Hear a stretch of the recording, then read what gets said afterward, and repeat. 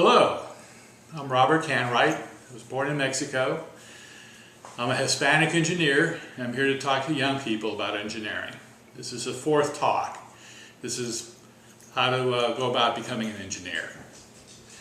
So the first thing I would recommend if you want to go into engineering, first thing is avoid drugs and bad characters. It is very important to stay away from drugs. This includes marijuana. Avoid alcohol and bad characters. You might be surprised how quickly you can end up in serious trouble by being with a bad character, committing a crime, and getting caught with him. Let me tell you about a friend of mine who fit this category. I had decided in high school to quit hanging out with him. Then years later I saw him and said, "Hey John, how you doing?" "Terrible," he said. "It is hard to get a job with a federal record." Oh, boy, was I glad I quit hanging out with him. Engineering is a rigorous field of study. You cannot be distracted by things like drugs and alcohol. Serious engineering companies check for arrest records. You need to focus on your studies and stay out of trouble. Here's what Psalm 1:1 says. "Blessed is the man who walks not in the counsel of the wicked, nor sits in the seat of scoffers." That is good advice for engineering and for life. Second thing I'd recommend is get support from your parents. It is good if your parents give you encouragement and support. If one of them says, "You don't need algebra, look at me. I don't know algebra, and I have done fine without it." This is a problem. Even if your parents never were good at math, they must be positive about your math studies. Even if only one of your parents is supportive, that is helpful. I did not want to be an engineer when I was a kid, but my mother went to work to send me to a Catholic school so I could get a good education there. When I finally did decide that engineering would be a good way to support a family, my high school had prepared me to succeed in math. If neither parent is supportive, find a source of encouragement. Third thing I'd recommend, study math. The most important thing to do before becoming an engineer is to study math hard. There's a lot of difficult math in engineering. It is the math that stops most people, those who give up on engineering. There are obstacles to learning math in the elementary, middle schools, and high schools. Here are a few. 1. Poor math teachers. Getting good instruction in elementary, middle, and high school is sometimes very hard. A lot of public school teachers, math teachers, do not understand the math they are trying to teach. I didn't say all, I said a lot, because there are a lot of teachers. Poor curriculum. Most public schools do not know how to teach math effectively, or they refuse to teach math properly. People have known for hundreds of years how to teach simple arithmetic, but some of the colleges of education have made a mess out of math education. Search Wikipedia for math wars. That is what happens when parents push back against bad instruction in the schools. A lot of parents quit fighting the bad curriculum and resort to tutoring. Focus on how, not why. Here's what I mean by that. Focus on how to solve math problems, not why math works.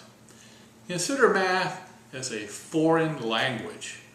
It is the language of nature. People who avoid math because it makes no sense to them have trouble with math.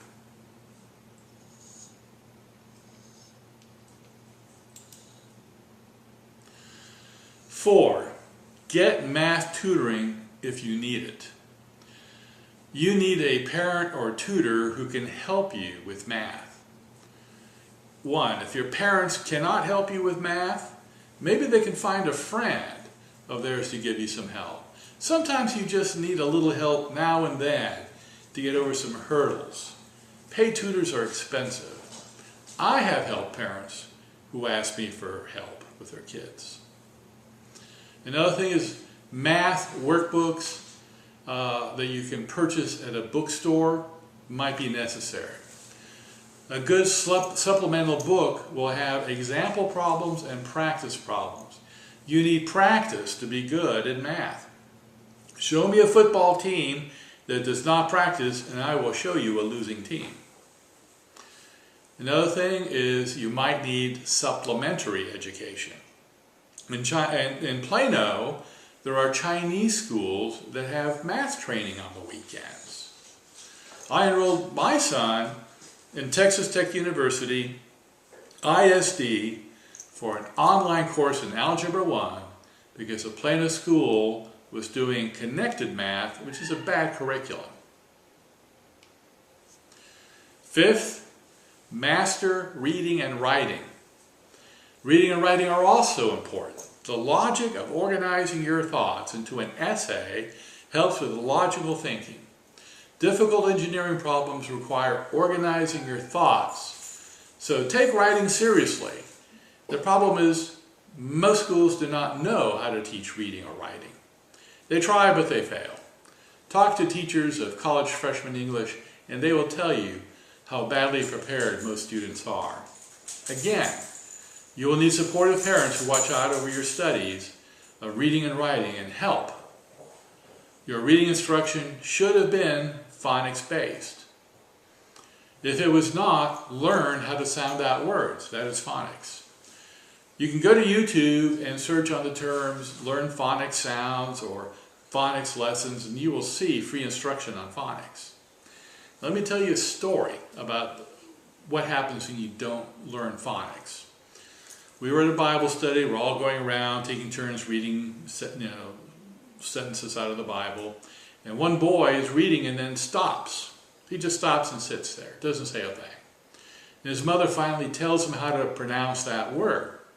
Oh, it was a simple word, it was only 2 syllables, but his school had taught him to memorize words and only pronounce the words that he had been taught how to pronounce. So it's called the look-see method or the sight method. They're not taught phonics, he can't sound a word out.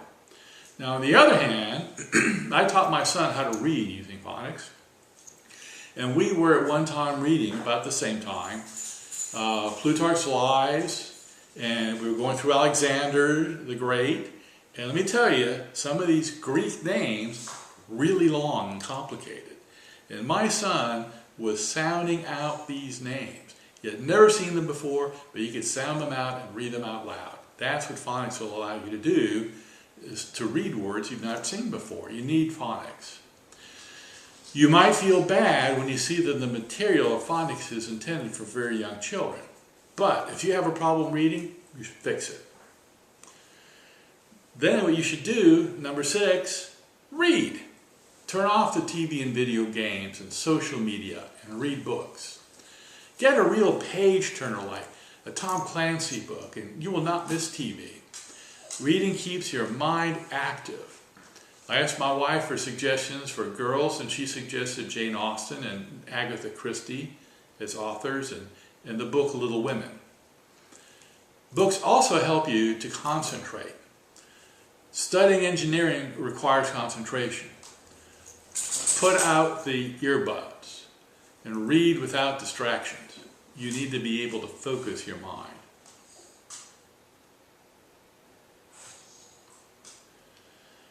Number 7, I recommend, this is my personal belief, you should play chess. Chess helps with logical thinking and concentration. When you learn how to analyze a chess problem, you'll learn how to analyze a problem like you might in engineering. Analyzing chess positions is a form of logical thinking, which is a good skill to have. There are many good chess books and computer chess programs that can help you teach yourself how to improve chess. Most people learn the basics of chess from somebody, not from a book. A parent or a friend might teach you. If someone offers to teach you chess, then accept the free lesson. I was not a great student when I was young, because I really did not care about my grades. But I cared about winning. I cared about winning my chess games. Chess is a competitive game, and that competition motivated me to study. The study habits I picked up while learning to get good at chess were study habits that helped me become a better student in college. You learn about consequences when you play chess. A bad move now will hurt you later. A bad decision early in an engineering design will cause problems later. You can win a game of chess by accumulating many small advantages that add up to a winning advantage. That is like accumulating many technical skills to become a good engineer. If you really get into chess, you will find it's a lot of fun. Speed chess is an example of a fun form of chess. It's very different from tournament chess. There are different levels of chess playing, like there are different levels of importance in engineering designs. Eighth, plan your future. This entire talk has been about making plans to become an engineer. You do not fall into a great life. You make a plan and execute it. Do not live for the here and now. Cast your eyes into tomorrow. The jails are full of people who acted on impulse, misled by the desires for pleasure today. Postponed gratification is the term for waiting for the right time. Make a family when you can afford to provide for a family. So let me summarize the steps that I recommend to become an engineer. Avoid drugs and bad characters. Get support from your parents. Study math. Get math tutoring if you need it. Master reading and writing. Read. Play chess. And plan your future. These are good recommendations in general, not just for engineering. A lot of good paying professions require you have some competence in math. Accounting and finance require math skills. Law requires good reading and writing skills plus logical thinking. These recommendations I gave you are good for many fields of study. That is why I recommended them. If your school has a course in robotics or engineering or drafting or small motors or automotive repair or electronics or computer networking or computer programming, take one of these courses if it appeals to you. This can give you a feeling of confidence when you go to college, and you might enjoy these types of courses. If you are not in the middle class now, I recommend you work to enter the middle class through education and a good profession like engineering. This concludes my series of talks. The others were the good, the bad, and the ugly of engineering. This talk was how to prepare for engineering.